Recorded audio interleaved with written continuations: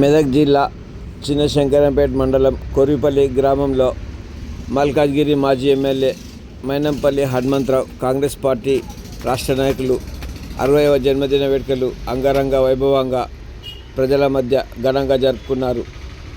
మనోహరాబాద్ మెదక్ జిల్లా ప్రారంభంలో మనోహరాబాద్లో డప్పు మేళాలతో స్వాగతం పలికి గజమాలతో సన్మానించారు.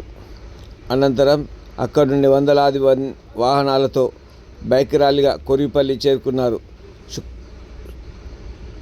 శనివారం మధ్యాహ్నం కొర్రిపల్లి గ్రామానికి చేరుకొని దుర్గమ్మ తల్లికి ప్రత్యేక పూజలు నిర్వహించారు. దుర్గమ్మ తల్లి ఆశీస్సులు పొందిన అనంతరం అక్కడ ఏర్పాటు చేసిన బహిరంగ సభాస్థలికి చేరుకున్నారు. అక్కడ సర్వమత ప్రార్థనలు జరిపారు. వేద బ్రాహ్మణోత్సవంలో మంత్రపుష్పము ఆశీర్వచనం ఇవ్వగా ఫాదర్ ప్రార్థనలు చేశారు. అనంతరం మైనార్టీ మత పెద్దలు ప్రార్థనలు చేశారు.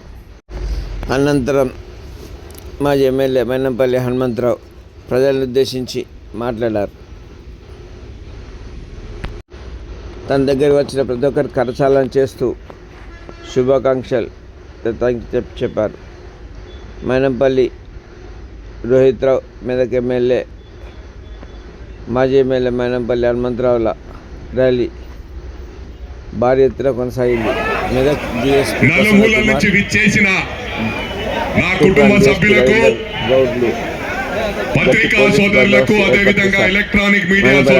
మాట్లాడుతూ నేను ఎప్పుడు కూడా పుట్టినరోజు జరుపుకోలేదు. ఇతర రాష్ట్రాల్లో గుడులకు నా బర్త్డే టైంకి వెళ్ళేవాడిని. కానీ నా కొడుకు రిక్వెస్ట్ మేరకు, అదేవిధంగా నా ప్రియమైన సోదర సోదరిమణులందరూ కూడా రిక్వెస్ట్ చేయడం జరిగింది.